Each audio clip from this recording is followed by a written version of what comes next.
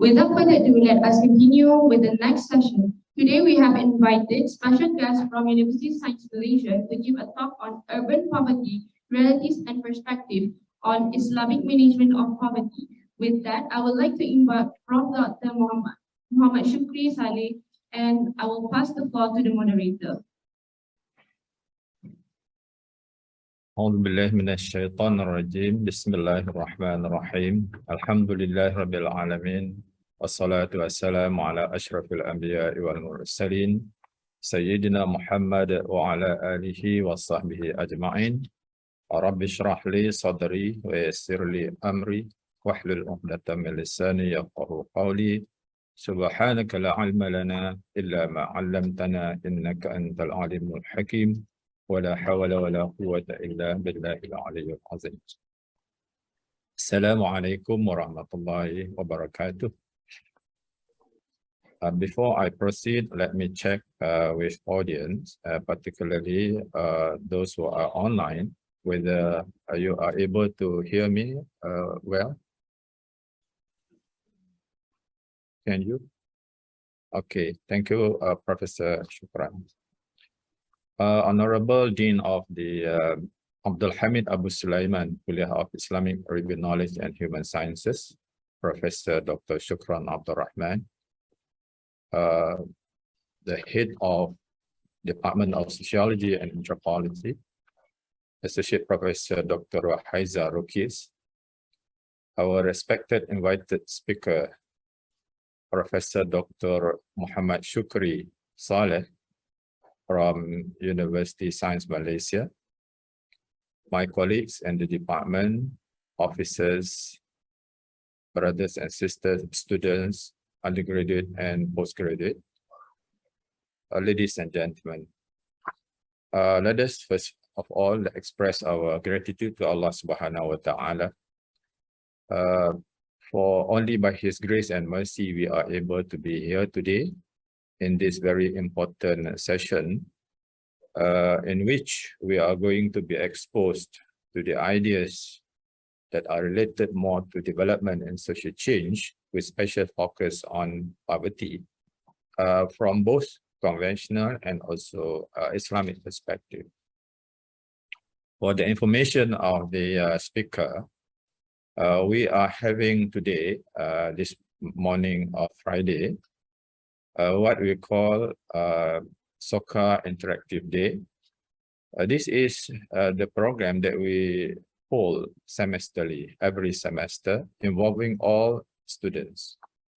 So today we have at the other venue that is in the big hall, more than 300 students, and also the staff who are following this, as well as other invited guests. And this program normally will involve the academic staff as well as the alumni, and we interact with each other in order to know more about each other, as well as the businesses that we are having with us, how best we can deal with this matter. For this semester, in addition to this, we have thought that there should be a kind of program as part of this program that will also be a session for knowledge increment. And therefore, we have planned that the series that we actually planned earlier before COVID-19 pandemic to fall on the same day.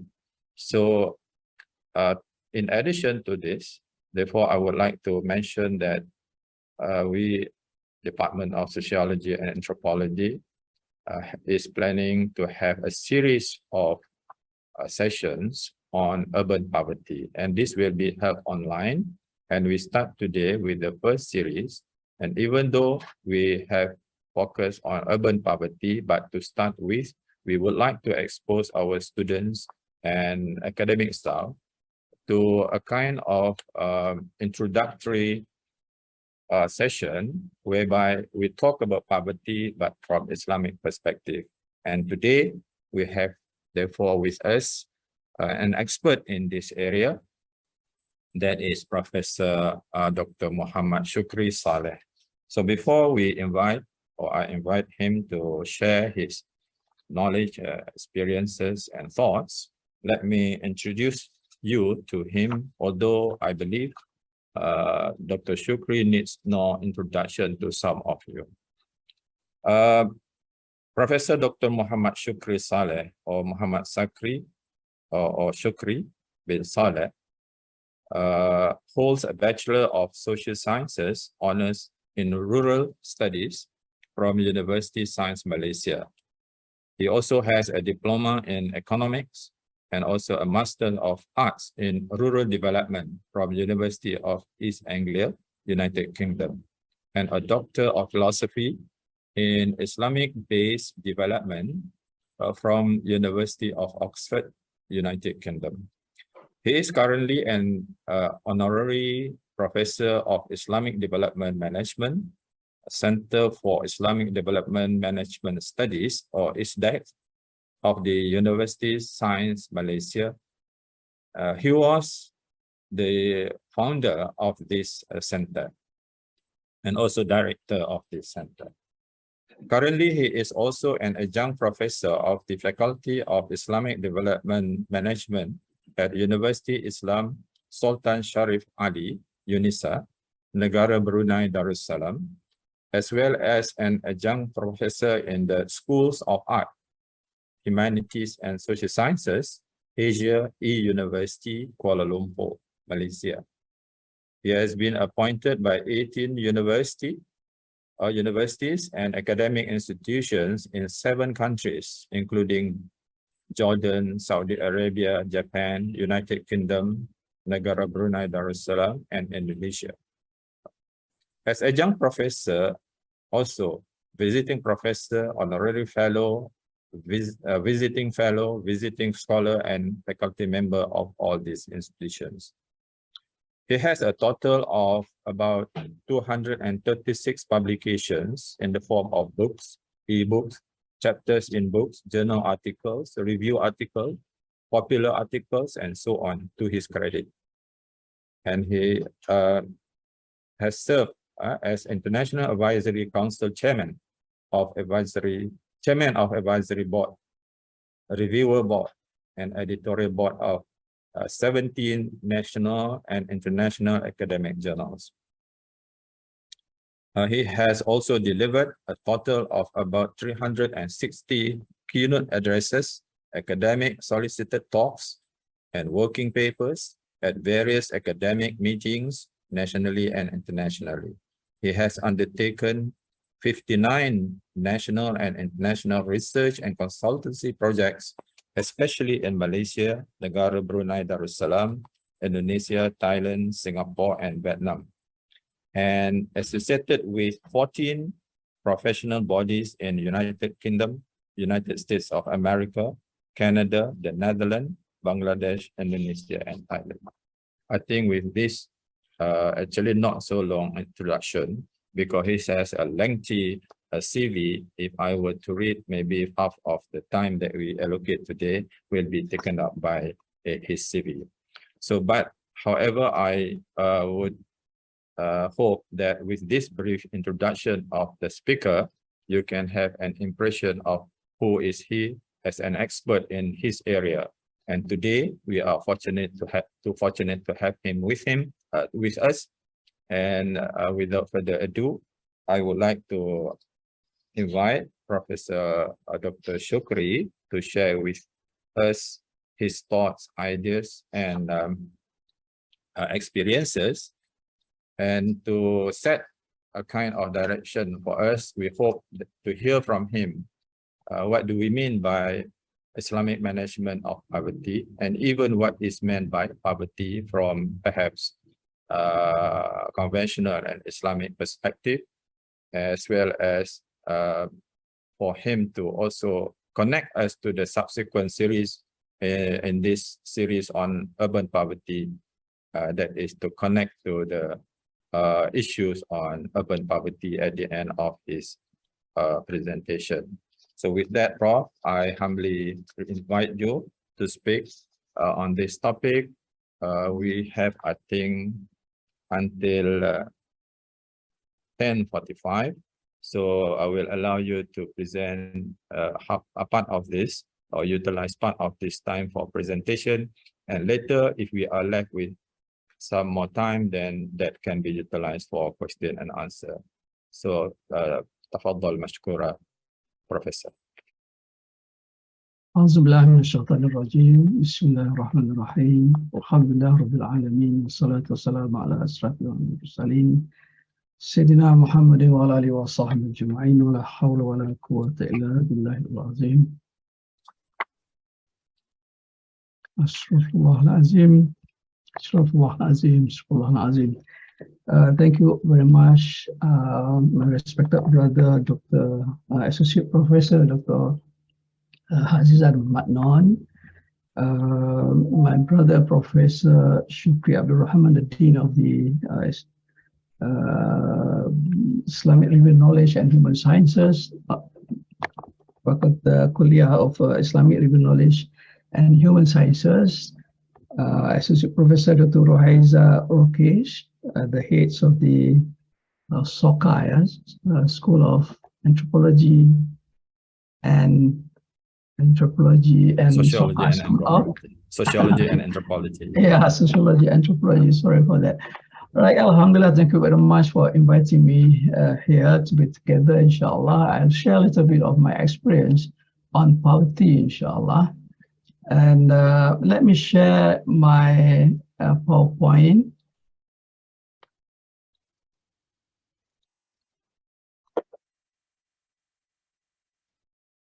Boleh nampak ke Dr. Hazizan? Ya, boleh, Prof. Boleh. Yeah, all right, Yeah. okay. Thank you. So, the title of my presentation is Islamic Management of Poverty. It's very simple, and probably one wonders why management and not the usual poverty alleviation or elimination. Yeah, I use management rather than poverty alleviation or elimination because from my little knowledge of the history of human beings, I have yet to see any periods in the history of human beings that has not got any poor people. Yeah, and poverty has always been there from the beginnings of the history of the human beings until now. And therefore, I think it's not the problems of alleviating the poverty or eliminating the poverty, which is quite impossible actually. And definitely you can alleviate poverty just to decrease or to overcome the issues and all that. But then elimination is quite impossible. And if we use the words elimination for poverty, I think we are so ambitious, so ambitious. So what we need to do is to manage the poverty, and I will explain the elements of it nanti inshallah. And I think therefore in handling the problems, the issues of poverty in whatever kind, the urban poverty or rural poverty or anything, and then we have to have this fundamental mechanism, meaning that we are the managers of overcoming the problems of poverty. So this presentation, inshallah, is very simple. I hope to provide brothers and sisters with a big picture of the issues of poverty, the management of poverty, and then we'll go into the fundamental framework in handling the urban poverty in this case. Yeah, in this case, I'm not going to discuss on urban poverty, but then I'm providing a kind of fundamental framework so that if it is suitable, you can always use this this framework to think of how to overcome the problems of urban poverty. I'm going to discuss specifically 4 things. Number 1 is to have a fair treatment of poverty, treatment to poverty. And number 2, we have to find the right definition of poverty. especially from Islamic perspective. And number three, we have to have the right identification mechanisms of the poor. And lastly, is the effective approach to poverty management. Yeah, let's begin with a little bit of history. Let's see the conventional approach to poverty alleviation. They use the word alleviation at the management, and I call it a tangible centered approach to poverty alleviation. Why? Because all along from 1950s, we are talking about the approach from the 1950s, yeah, after the Second World War until now, and not before that.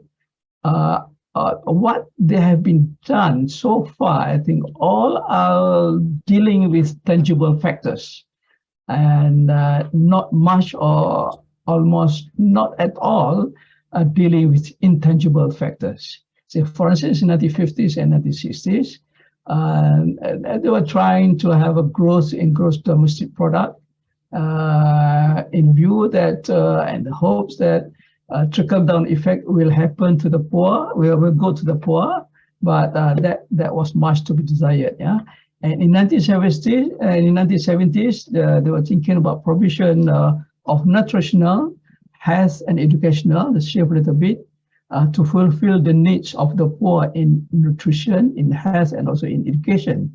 But that was not sustainable also in the long run, because it puts a very heavy burden on the government budgets. Yeah, and in the 1980s and 1990s, we witnessed a kind of focus on the labor intensive, increasing the investment in human capital information.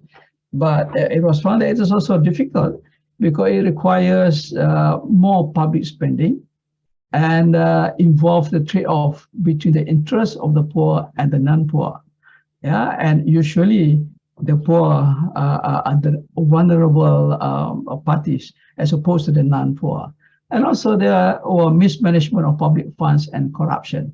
And this hasn't stopped until now. Yeah, and in the 2000s, yeah, they move a little bit into, yeah, if you can say intangible. I'm not too sure about that. The opportunities, is it tangible or intangible? But they now shift to concentrate on opportunities of the poor, the empowerment of the poor, and the securities of the poor. Meaning that they try as much as possible to involve the poor, to improve the poor in decision making, and also to improve the governance of public funds and protection of the poor from economic and natural shocks through public policies. So public policies also involved in this. But after that, post 2000s, we can see the trend is moving towards what they call a sustainable development. And they have a special sustainable development goals, which involve social, economics, and environmental aspects of development. And that includes also the alleviations of poverty, the alleviation of hunger, and so forth. And but it's very interesting nowadays. There are also a kind of approach which try to have a holistic approach to poverty. And they set up, it begins from Oxford University up here, and then accepted by United Nations. They set up an index, yeah, to measure the poverty, and to measure the poor by using what they claim as multi-dimensional poverty index.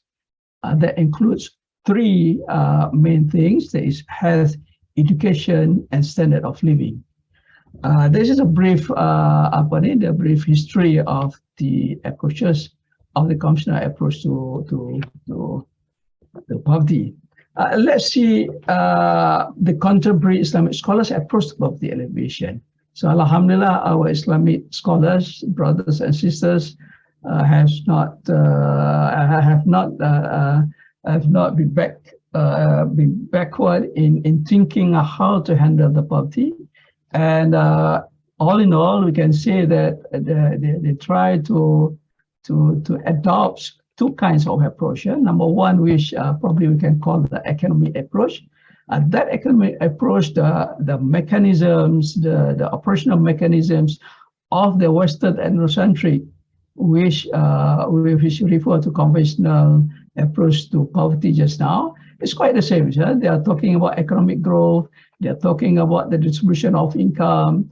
Yeah, they are talking about effective growth with inequitable, with a built-in equitable opportunity mechanism, and they try to empower the young people to be the productive workforce by using a capital formation, job creation, finance, and secure environment. So if we see it from that operational mechanism of the poverty elevation suggested by contemporary Islamic scholars, is quite similar to the conventional ones, but there are also injections of Islamic elements in that. Yeah, say for instance, they were using Naqvi's axiomatic approach, which includes unity, equilibrium, free will, responsibility, and all that. And so it's a kind of, to some extent, there was a kind of trying to overcome the problems of poverty within the framework of the Western ethnocentric setup, and then injecting the Islamic elements into it. So we can always see that. I think most of our Islamic scholars from economics discipline, and therefore it is not wonder that the approach is more on the economics rather than on anything else. But the second approach, institutional approach, which we can call institutional approach, also has been taken up by our Islamic scholars, who are also the Islamic economists, using the economic approach by trying to elevate poverty using Islamic institutions such as zakat, wakaf, takaful, and infaq, sadaqat, also hibah, given and microcredit, microfinance, and so forth. In doing this, we can see that there is a trade-off between the interests of the haves and the have-nots. So they're trying to overcome that problems by having a resource sharing system. And then they're also aware of the role of public sector, which is versus the role of the market. And that's why they use the Islamic institution to achieve also the redistributive goals. Yeah, all right. This is very simply the approaches that have been used by our contemporary Islamic scholars. But let's see. If you were to adopt an Islamic management of poverty, are they right? I think in order to know that, we can at least see 4 issues. Yeah. Number 1 is the perceptions of poverty. Number 2, whose definition of poverty. Number 3 is the identifications of the poor. Number 4, the approaches to the management of poverty. So now let's discuss this one by one, inshallah. Yeah. From my readings, I haven't has yet to find any writings that is pro-poverty. And almost all of the writings, all of research, all the Islamic scholars' ideas, they are against poverty. So in fact, they allege that the poverty will entail with social and ideological evil, yeah, degrade societal status of the vagrants of Allah subhanahu wa ta'ala, entails with many social problems, social ill, social time-bound threat to humans' belief, disrupting human dignity, incapacity, helplessness, dependence, social imbalance, endanger the security and stability of the society. Yeah, and then they were saying that poverty puts the poor nations at a disadvantaged position in the world society of human race. We can agree with that, with all of that, but I think we need to contemplate a little bit more by looking at the history of Islam. Say, for instance, at least there are four things that wonder me. And number one,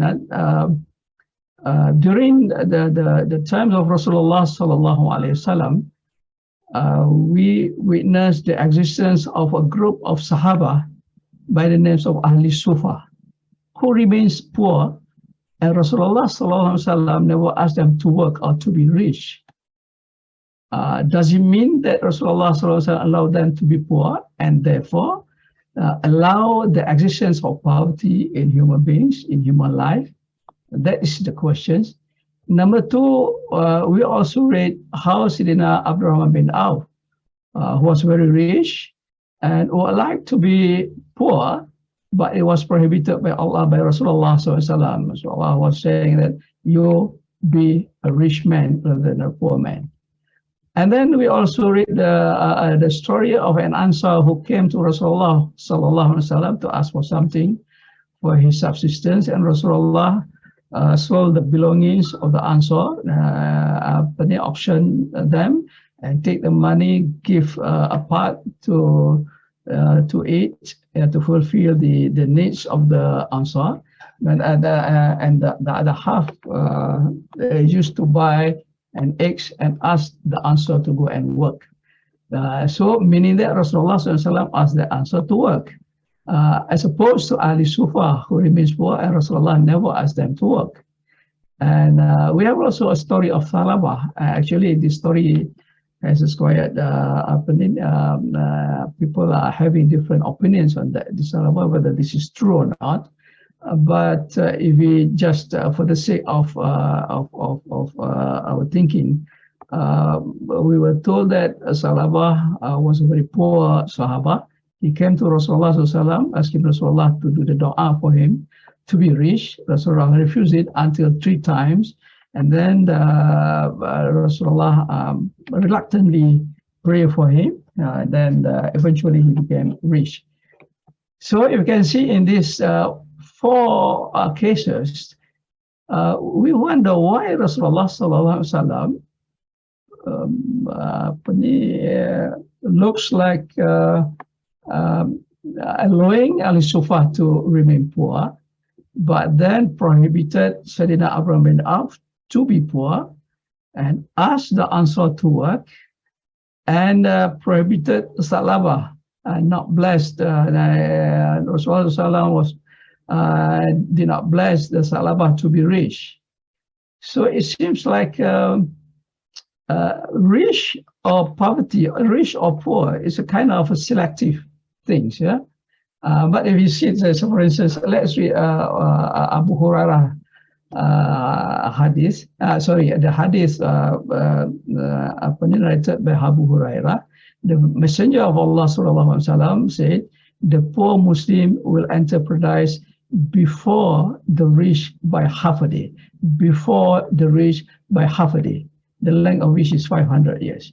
So we can see that in the poor Muslims, you can see there is an advantage to be poor in such a way.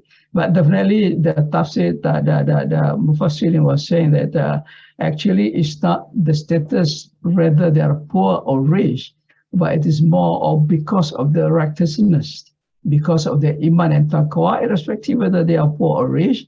But then the poor will go in the paradise earlier because they don't have much things to be hisab, yeah, to be hisab, and then so actually because of the righteousness with iman and taqwa, along with the poverty, and not merely because of poverty.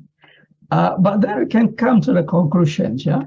We can ask the conclusion whether poverty is selective, yeah. And then here in the conventional, also our Islamic scholars' opinions of poverty, they miss one important dimension, which is spirituality.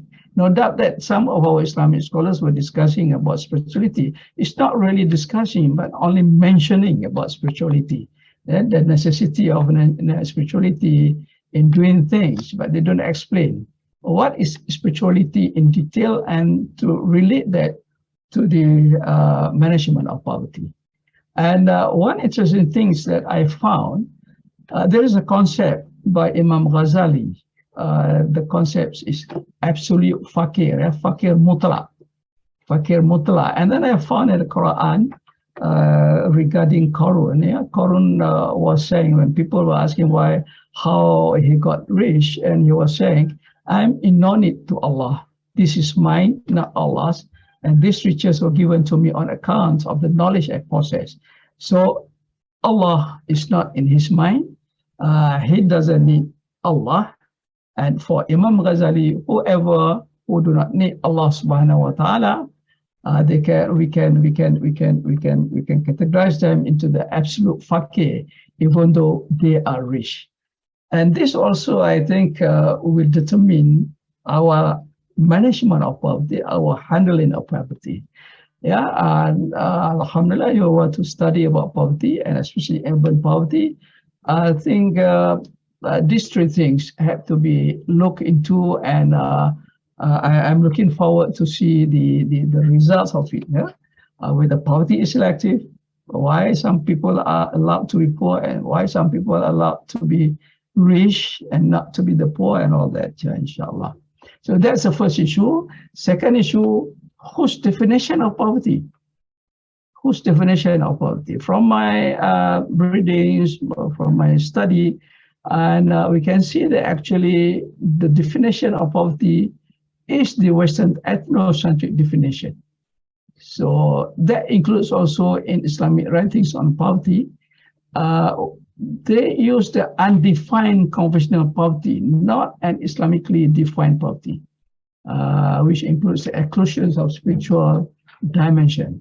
So they were using the indicators like growth, market, income, wealth, employment, capital, asset, revenues, profit, purchasing power, this ability to buy goods and services, to fulfill minimum basic needs for economically decent living, and all are tangible indicators used by conventional economics, dominated by Western ethnocentric definition. And then in fact, there are people who are saying that poverty in its pure meaning is the insufficiency and the lack of material means to live a tolerable and meaningful existence. These quotations comes from an Islamic scholar who writes on poverty. So, brothers and sisters, we can see that actually we are still entangled with the Western ethnocentric thinkings of poverty of the poor, using the Western ethnocentric elements, indicators to determine whether one is poor or not. And it's quite interesting also nowadays, there are a lot of people who are advocating the realizations of SDGs, Sustainable Development Goals, and then through Islamic elements like zakat. So there are people who are using zakat to overcome the problems of poverty according to the goals that have been set up by United Nations. By the United Nations. And whether they are successful or not, it depends on the indicators, the Western ethnocentric definition. So zakat is an Islamic institution, but the definition of poverty is a Western ethnocentric definition. And the determinants of the success is also measured by the Western perspective rather than by Islamic perspective. And I think it will be a different kind of definition of poverty if we include spirituality into the definition of poverty. It will entail with different kind of categories of the poor, for instance. Because when you talk about spirituality, we are talking about our nafs, our mazmuma, the bad attitudes, the bad deeds of human beings. That stimulates us to consume, to maximize the consumption, and also having unlimited wants to fulfill the unlimited wants, and always feel inadequacy, in a state of inadequacy. So not enough. They want more and more and more. But then there are also nafs in ourselves, which is called Mahmudah, the good nafs, which stimulates consumption according to needs rather than wants. This is the real ones. Yeah, actually, we need to base our consumption on needs rather than wants, and always feel having a feeling of adequacy and satisfied. In Arab, they say kana'ah. Yeah. So the determinant factors whether they are poor or not is iman and taqwa, and we cannot put aside these factors. And the soul. So if you were to put into table, you can see the tables, the categories 1, 2, or 3, and then in fact we can categorize the poor. Number one, who are having rich soul and rich wealth, and this is the most commendable category that we should produce as many as possible. And the group number 2 is rich in soul but then poor in wealth. This kind of people, this group, we can allow them to exist because they're not able, they're able to live without burdening the state and the society, because they feel satisfied with themselves, they feel adequate with whatever that they have. So no problems with this one. The third category is those who are poor in soul and poor in wealth. This is the most problematic, the most negative category, and the most needing helps. We should concentrate on this. Substantial part of the state's allocation should be allocated for them. And the fourth one is the poor in soul, rich in wealth.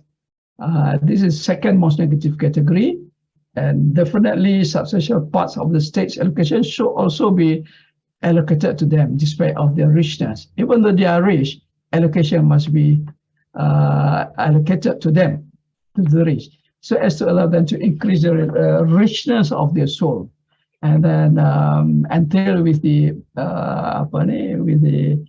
kind of generous, rich, who can benefit the state and the society as a whole. So if you can see this, we can identify the categories of the poor and can put the priority on which group they are going to concentrate on. So you can see that the most group that we must concentrate is group number 3. Yeah, and the second one is the group number 2, meaning that in trying to manage the poverty, it is not the poor that we need to help them, but also the rich. Yeah? So we have to prescribe the mechanism for both the poor groups and the rich. Normally, in the treatments of poverty, we can see that many people, and in fact, almost of any efforts on handling the poverty, they concentrate just on the poor, but not on the rich. Number 3 is group number 2. Okay, they are okay. They are quite okay. They don't disturb the society. They don't break up the bad consequences that have been alleged by many conventional and also Islamic scholars. So they are fine. And the fourth one is the rich and the rich. They are okay. And that's what the groups that we need to produce more. All right. So that's the second issue. The third issue, who identify the poor? Yeah, who identify the poor? You can see that actually it's not the poor who identify themselves as poor. Yeah, there are people from outside, such as policymakers, development agencies, poverty alleviation authorities, academicians like us, researchers like us, who are identifying the poor according to the definition of poverty that we have discussed just now. And then it's hardly that we can see any party who seek to have the answer from the poor's perception of poverty. How do the poor perceive the poverty? And moreover, what is the poor's perceptions of themselves? Are they consider themselves as poor, or are they consider themselves as rich? I've had a little experience on this. Yeah, we have we undertook a research in the state. We took the list of the poor from the authorities, and then we go to some of them, try to get more information on them. One old man, when we went there, when we said, we come here to help you to overcome the problems of poverty. So he was very angry by saying that, who said that I am poor? I am okay. I am okay. If I were to have a chicken, I have a lot of chicken around my house. I also fish behind my house. There is a river. I can always catch the fish. And I can even have a beef. I have a few cows behind my house, and in fact, I have no problems. Yeah, all what I need, I have. Yeah, but we were saying, actually, you don't have the money, right? You say, oh yes, I don't have the money. I don't have the money, but I don't consider myself as poor. You see now, the outsider's perception of poverty is the indicators is money, not the assets, the substance that needed by the necessity that needed by the poor, the so-called poor. That makes us to change our theory of poverty a little bit. Yeah, we need to identify the poor according to the poor's perception of themselves. And this is quite different from another state. Our enumerators went to a house who are also in the list of our poor list, the list of the poor people given by the authorities. And then when they reached there, they were surprised to see it was a very big house, a big bungalow, and in front there are tractors, all kinds of machines to cultivate paddy and all that. So they gave a salam, and a woman came out, and they tried to make sure, are you this by this name? And I said, yes, but you are in the list of the poor people. We see that you are rich because you are having bungalows and all these things around your house. So she was saying, yes, I am poor. All these assets belong to my husband, not to me. So my husband is rich, but I am poor. I have nothing. So this is another perceptions of the poor. Jadi in overcoming the problems of poverty, I think we should seek the opinions of the poor to allocate to position themselves whether they are poor or not. Those poor people, from our perspective, who say that they are not poor, you can just leave them a while and concentrate on the people, on the poor or on the rich who assumes that they are poor, right? So this is the identifications of the poor. And lastly, the management of poverty. We can see that there are two approaches to poverty. Number one is the top-down approach, which is initiated by the authorities, especially by policymakers, development agencies, poverty alleviation authorities, academicians, researchers, and all that. And but they are, remember, they are still outsiders. They are not the poor. Yeah. So initiated. The advantage is this. Yeah. Top-down approach has a political will because it's usually initiated by the powerful, by the politicians, and then they have the power and they have the resources. So these are the advantages using the top-down approach. The other one is the bottom-up approach. This approach is initiated by the people themselves, by the masses, either via popular participation, motivated and supported by the authorities, or by self-initiated, self-reliant, independent, and also they involve fully in the decision-making process. We can see in Malaysia once, not a long time ago, we have General Akam, for instance, they are trying to establish their own village with a self-contained village. They have education, they have economic system, they have their own administrative system or that in that village. But unfortunately, they were banned by the governments of Malaysia. But if we move to Thailand, you can see the Banua community in Thailand. A little community, but they try to overcome their problems of poverty by themselves, beginning with Salat, and then with establishment of mosque, with zakat, and then later on with cooperative and all that. That was quite interesting. And also, if we move to Indonesia, we can see Darul Tauhid also, a kind of dawah movement, but with full of economic activities to overcome the problems of poverty of their people. So this is bottom-up approach. When one is asking which one is good, it's quite difficult because we can see if you use a top-down approach, it is a kind of an imposition. The outsiders impose on the poor to do whatever that the outsiders are thinking is good for the poor. So sometimes the poor don't like that. All right.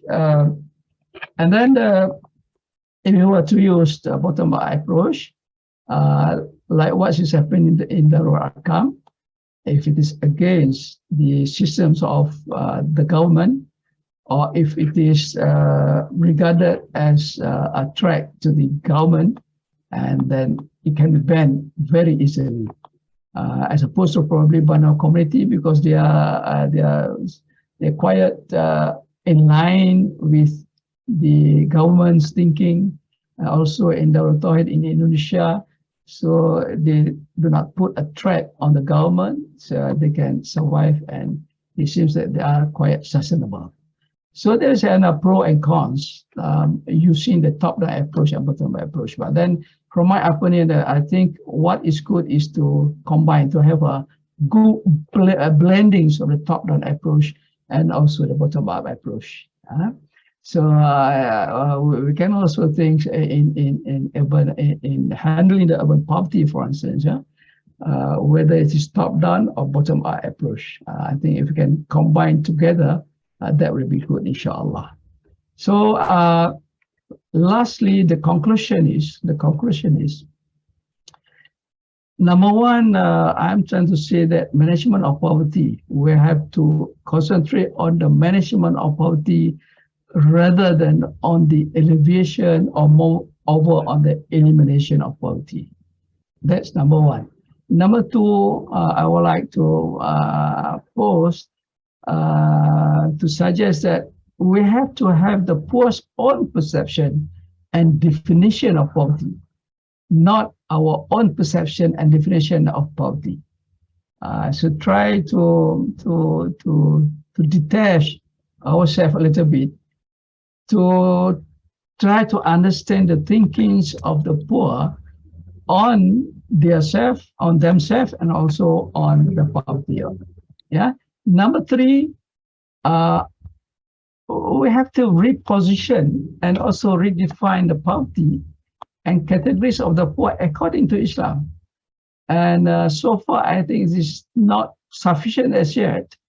We are not actually repositioning and redefining the poverty and also categories of the poor according to Islam. We are more influenced by the Western ethnocentric thinking. And lastly, we had to have the right blending of the top-down and bottom-up approaches. And hopefully that these four things can be used as a fundamental personal mechanism for the management of poverty, inshallah. Wallahu alam. Thank you very much. Assalamu alaikum warahmatullahi wabarakatuh. Wa alaikum assalam warahmatullahi wabarakatuh. Thank you very much, Professor Shukri. Inshallah, it has been a very, very not only informative, insightful, to a certain extent provocative also, particularly when we look at things from the new perspective, the insights and also the ideas that Prof has provided us, has given us a very what you call is, I mean, this is a starting point for us to relook and revisit what we have in order to gain more insight into what we are dealing with. Thank you, Prof, on this. Actually, personally, I don't know what to summarize because what you have presented to me is clear enough, and you have brought in many issues that require, I think, reflection and also what you call this, analysis. Further analysis. I think this will be the right starting point for us to deliberate further each and every issue that you have put forward. I must say that my age has been saved by many years when I listen to your presentation, mashallah. So I don't have to read lots of books. I don't have to get involved in research. I really find that we are really fortunate today to have got the gist of what you have gained over so many years and also your involvement. Thank you very much, Prof. Mashallah. So what we are going to do now, since we still have time, about half an hour for this session, we will see whether there are questions particularly from our students in the hall. I'm not very sure whether I can hear from this side, because the hall is located quite a distance from where I am conducting this session. So let me see if the system and also the internet facility here can allow me to listen to the questions from the floor in the hall a little bit far from me now. So may I know from there, is there anybody in the hall who would like to ask? Of course, this also applies to those who are now following this session online.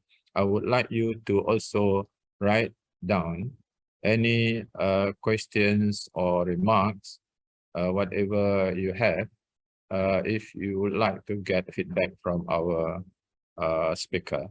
Yes, so now I am opening this to our audience. Yes. Assalamu alaikum warahmatullah. Walaikum assalam. Can you please introduce yourself? I am not able to identify yourself here. Yes, Brother Sajjad. This is Sajjad Ahmed, PhD student, sociology and anthropology. Okay, very good. Please, Brother Sajjad. So first of all, I would like to thank our prof for this enlightening talk. It was really exhaustive and comprehensive. May Allah subhanahu wa ta'ala bless him for the knowledge and wisdom, and bless him to be a beneficial tool for the whole ummah. Ameen ya Rabb. So my question to Prof is that when we study the concept of poverty in the light of the Quran and Hadith, so we find out there are two concepts of faqr, or poverty. So on one side, we have a set of ahadith in which the poverty of faqr has been condemned. Like we have the hadith, Prophet said, sallallahu alaihi wasallam, "Kad al-faqr an yakuna kufra," that poverty may lead a person towards disbelief. And there are the supplications. Prophet said, "Allahumma inni a'udhu bika min al-faqr." Oh Allah, I seek your refuge from the poverty. So when we see this, we can find out that Prophet ﷺ condemned the concept of poverty. It has to be how can we say, managed, if not alleviated or eradicated. It has to be managed. But on the other side, we have another set of hadiths in which we find that faqr has been appreciated, it has been applauded, and it has been commended. Prophet said, sallallahu alaihi wasallam, "Al-faqru fakhri." Faqr, poverty, is my pride. So I would like to listen from the Prof that how can we strike a compatibility between these two sets of ahadith? On one side, Prophet said, "Faqr is my pride," and on other side, he condemned the faqr, and he sought the refuge of Allah from the faqr. So how can we strike a balance to understand these two ends of the faqr, or these two concepts of faqr? Over to Sheikh. Okay, thank you, Brother Sajjad. Prof, would you like to hear Yeah, thank you. Thank you. Question Yes, first, or you want to respond straight away? Let me respond Okay, please. Yeah. one by one. Yeah. Thank you, Brother Sajat. I agree very much with you. That's why in the beginning of my speech, I was saying we have to have the fair treatments of poverty. Our writings, the writings of our Islamic scholars nowadays, that we can see that all of them are condemning the poverty. Yeah, they're committed the poverty. So as you rightly say that there are hadiths who condemns which condemn poverty, and the other one is which appreciated the poverty. So that's why we need to do a further research on this. In what kind of situation that poverty is condemned, and what kind of conditions that the poverty is being appreciated. To my knowledge, or my little knowledge, thus far, I think it is based on iman. Those people, the poor people with iman and taqwa, there is no problem with that, and until they can use the poverty as part of their advantages in the eyes of Allah Subhanahu wa Taala. But as opposed to the poor who has not got any iman and taqwa, and therefore the poverty is condemned because it can entail with all kinds of disastrous effects and consequences.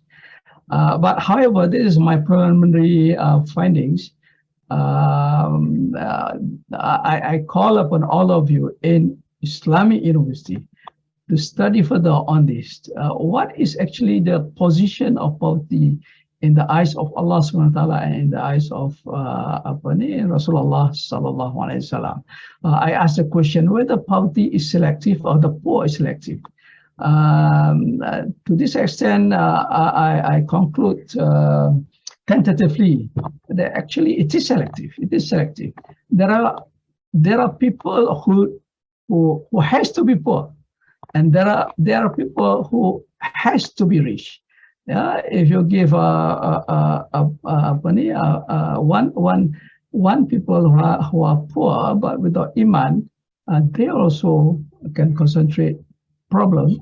But at the same time also, if you try to get the poor to be rich, and when they can become rich, and they also can create the problems if there is no iman. So this is very preliminary and also tentative conclusion. But I call upon all of you who are interested in poverty to study on this matter, inshallah. Thank you. Okay, thank you, Prof. If you notice, I did not give any comments after the presentation by Prof just now, because we would like to give more opportunity for others to participate.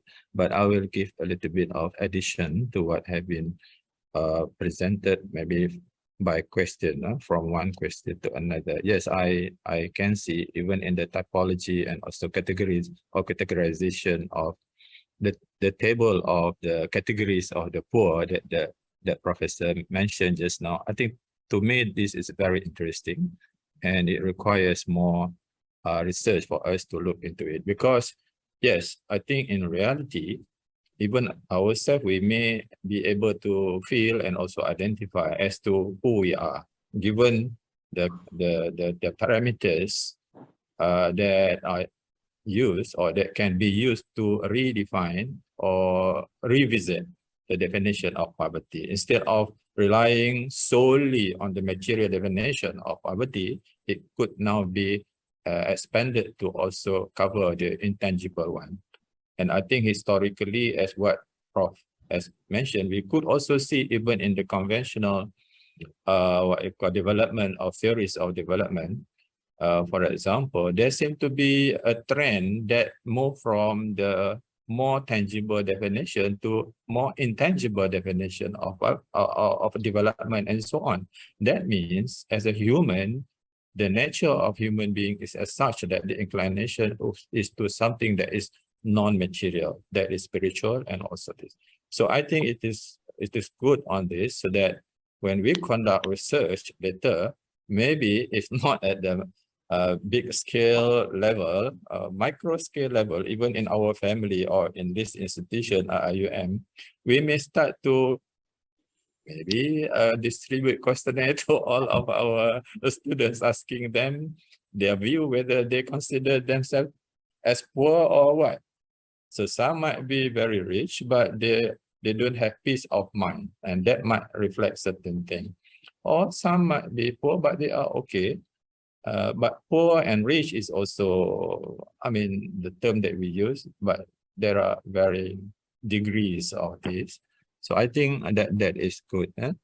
Like Iman also, Yazid and Yangpus, maybe someone might feel he is poor now, but later rich and later poor. It could be due to the fluctuation of the spiritual attainment as well as the material factor that contribute to the overall well-being of a person.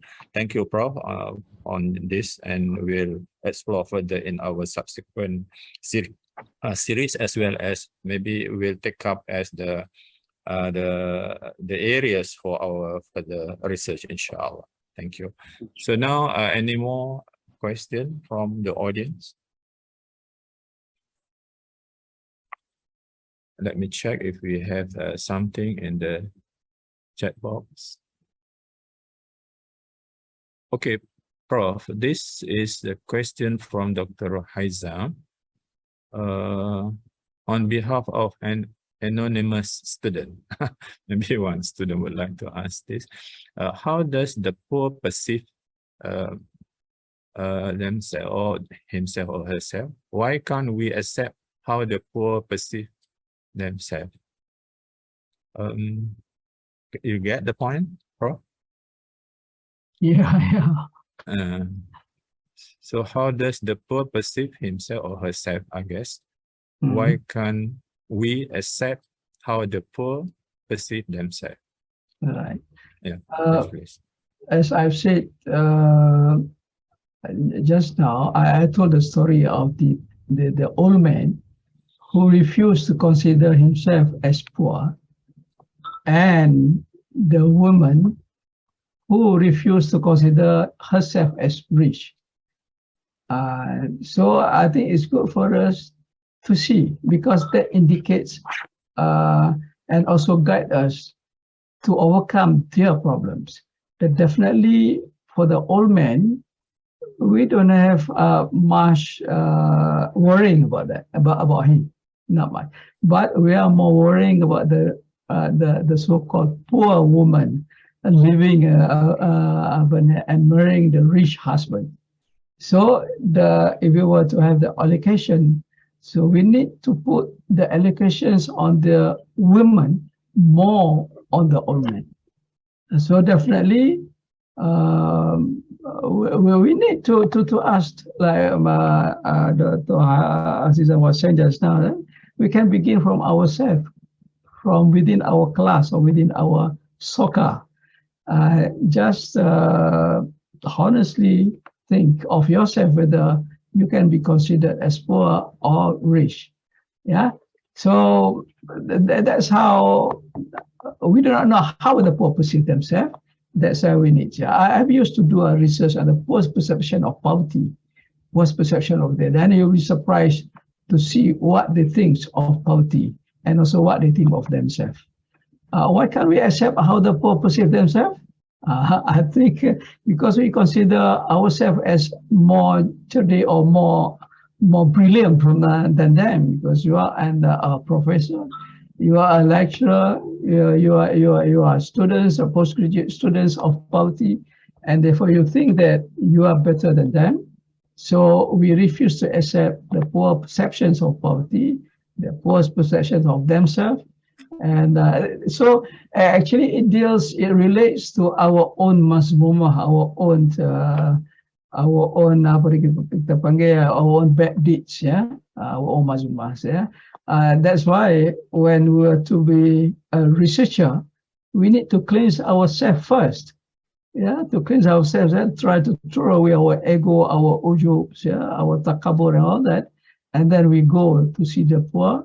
And then, inshallah, you can perceive, you can accept the poor's perceptions of themselves, inshallah. It's quite interesting, probably.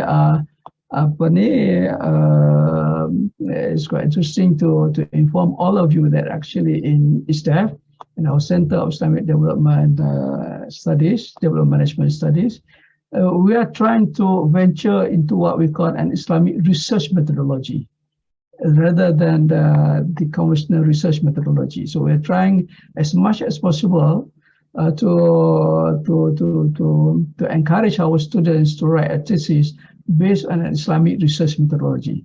And this is led, alhamdulillah, by our own director, Dr. Associate Professor Dr. Syed Akram Hassan. And I'm glad to see that many of our lecturers from ISTAS are also here now, and also our students. They are quite interested in this, alhamdulillah. And definitely we can always get together to collaborate on whatever that we can, inshallah. Yeah, inshallah. So this is the simple answer, yeah, inshallah. Thank you, Prof. I certainly have this idea of visiting your center later on. Yeah, you're welcome. You're welcome. To explore the areas for collaboration, inshallah.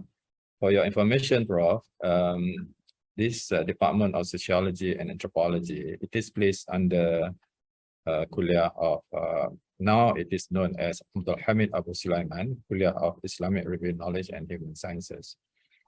I believe the very fact that both human science and also Islamic Review Knowledge or Islamic studies have been put under one roof is to celebrate the desire to integrate knowledge. How the same thing, for example, society, can be seen from the two perspectives, and how can we attempt integration whereby any elements that contribute to beneficial knowledge can be further digested and see how any knowledge that is developed by human being can benefit human being in many ways. So integration is one of the 4 missions of this kuliah. So we certainly would be more inspired by what you have presented just now. Yes, maybe one point that I want to perhaps add is that that may also explains the realities that are taking place in the world, whereby sometimes we wonder with this understanding of the new what you call this definition of poverty, if you would like to say so, there could be those who are rich, but they, I mean materially, but they are spiritually poor.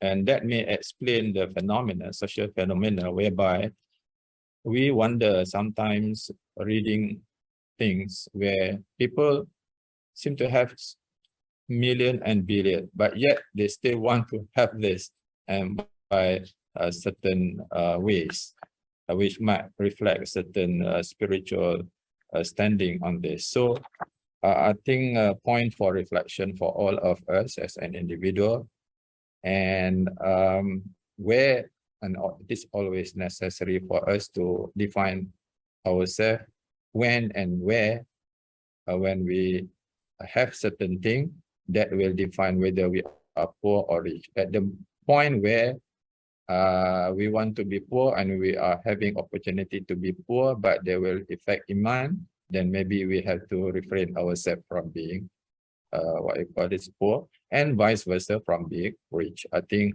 that is the underlying principle behind defining ourselves as being poor or rich. Thank you, Prof. Now we go to the next question, inshallah. Any more questions?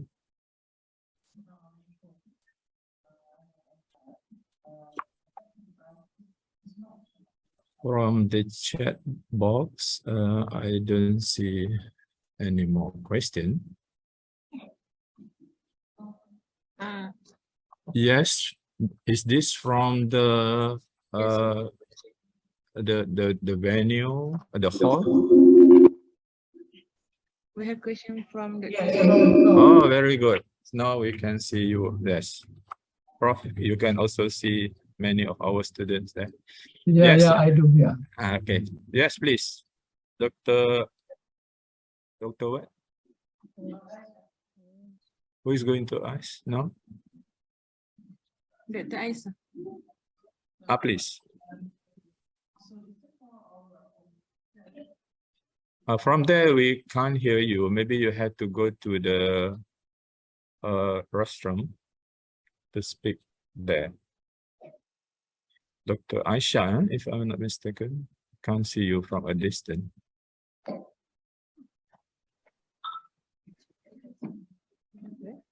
Oh, okay. Okay, Assalamualaikum. Waalaikumsalam. This is just an observation because when we talk about poverty, we have been talking a lot about poverty and especially urban poverty. But whatever it is, poverty is bad. It doesn't matter whether it is urban, whether it is rural or anywhere. But we have the tendency when we come up with programs, especially when we talk about top-down program, to blame the poor if they will not be able to get out from poverty. Just like what you mentioned earlier, it could be selective. Sometimes Allah just wants you to be poor, but that does not mean that when you are poor materially, then you are also poor spiritually. So I'm very happy with your definitions when you include together the spirituality part, the ruh part, just like what Dr. Hazizan said just now. You could be rich, but in our tradition in sociology, we always taught the students do crimes, okay, suicide. So suicide, if you were to look at suicide, the events is always being happening to those people who are rich rather than those who are poor. So this is where the spiritual aspect, is not together with you. So living as a human being, it is not just our body which is there, but at the same time our spirituality, which has been quite absent, especially from the Western Judeo-Christian kind of position. So I'm very happy with your presentation that with this inclusion, so at least it gives us a bit of an information and we could start also from there. Thank you very much.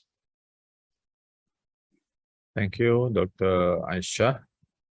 Prof, any response to this or feedback Yeah, or yeah. whatever? Yes, please. Yeah, thank you very much. Thank you very much for the comments. Alhamdulillah, it stimulates me to think more about poverty now. At least you have a friend who agree with me. I think most of us here agree with what we are thinking now at the moment, inshallah. Thank you very much again. Thank you. Yeah. Maybe, Prof, it is timely also for us to relate our discussion today to what is prevailing nowadays in society, whereby this mental health problems crop up due to particular many reasons. But some people can cope well, but others cannot. And this might have been due to, of course, to many reasons. And I would also include that one of the coping mechanisms should be from our side. We cannot control the world. So when I was invited to speak on how can we retain Islamic personality in troubling world, so my conclusion is that it's up to us now whether we want to be controlled by the world or we are controlling the world. It's all in mind. You are what you think. So if you think this way, that might reduce a bit in terms of our emotion or feeling. So if we are always disturbed by whatever is taking place without having a kind of perspective, right perspective, because at the end of the day, the world will disappear. What will come is the permanent world that is in the hereafter. We may not be getting what we want in this world, but still there is what you call the opportunity for us to get fairer judgment in the hereafter. So Said Muhammad Naqib al-Atas, when he discussed Islamic worldview, for example, has included also this terminology, dunya akhirat thing. So yes, we are dealing with things which are dunya in nature, but don't forget that at the end of the day, we are here as to deal with the what you call this matters in preparation for the akhirat. So don't lose hope, I think, and don't despair, because yes, we have to go through all these problems, but remember that all these are having, or we have spiritual values and also reward for what we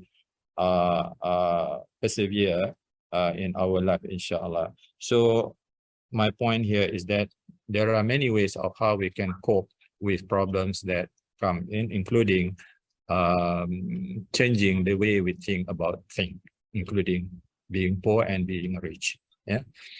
So thank you, Dr. Nur Aisha Arif, for that, and also Professor Shukri for your remarks on this. We have 5 more minutes.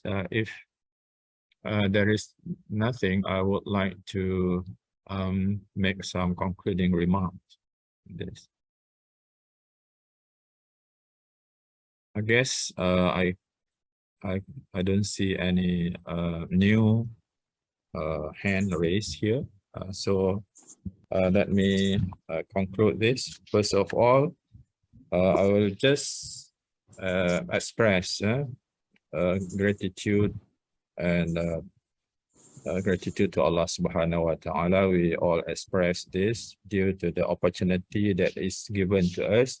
Without his permission, we will not be able to have this very important session. He has determined for us to exchange views and ideas, and I think this is the great ni'mah that we are having today, inshallah, on this Friday, what you call this, on Friday. With regard to the presentation by Prof, I have been, all of us, I believe, have been enlightened with many new things. And these need to be further explored either on our own individual effort or departmental efforts, as well as the collaboration between our institution and department with others. And I can see bright way for us to explore collaboration between Department of Sociology and Anthropology and also Pusat Kajian Pengurusan Pembangunan Islam, or ISDE, inshallah. One day, since I'm also coming from a state nearing USM, that is Kedah, so I will take some time to visit this, inshallah. I don't want to list down and reiterate many of the points that what Professor has presented, and only 2 points that I want to highlight here. There are many points. There is the importance of the importance for us to revisit the concepts. Not only because in sociology there are so many concepts. Under development and social change theme, there are so many concepts, and including concept of poverty.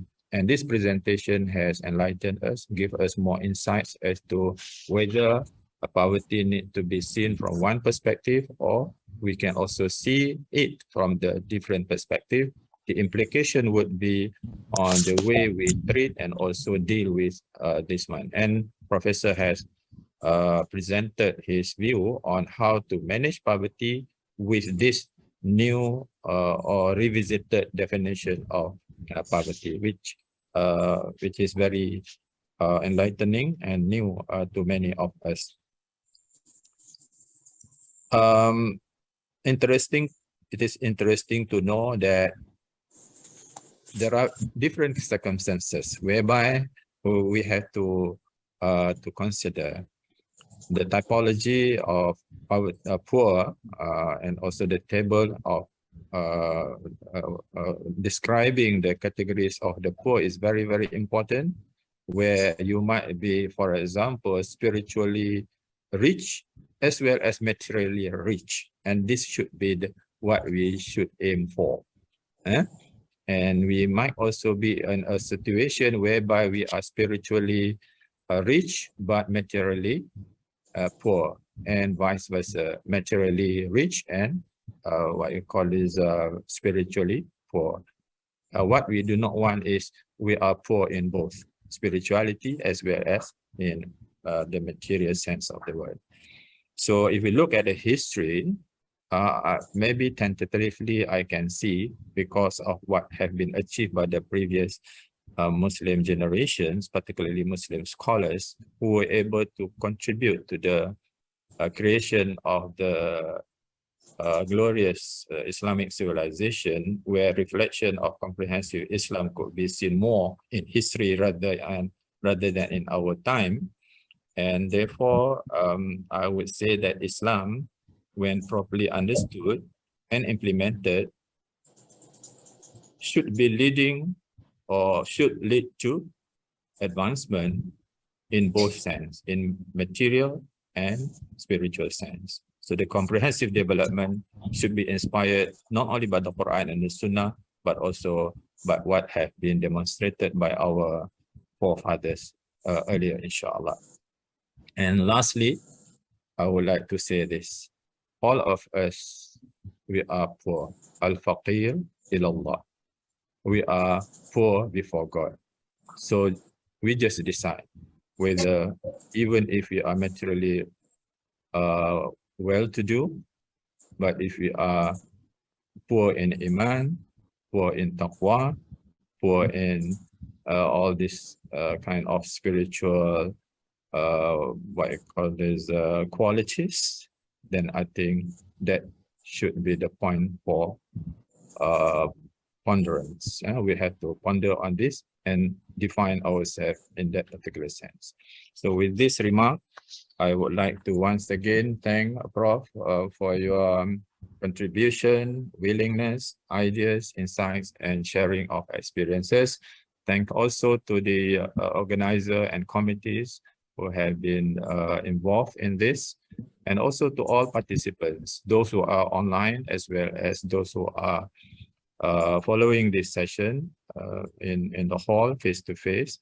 And we pray to Allah subhanahu wa ta'ala to provide us and give us and bless this knowledge so that it will be beneficial knowledge to all of us, inshallah.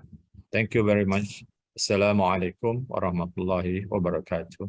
Wa alaikum salam wa rahmatullahi wa barakatuh.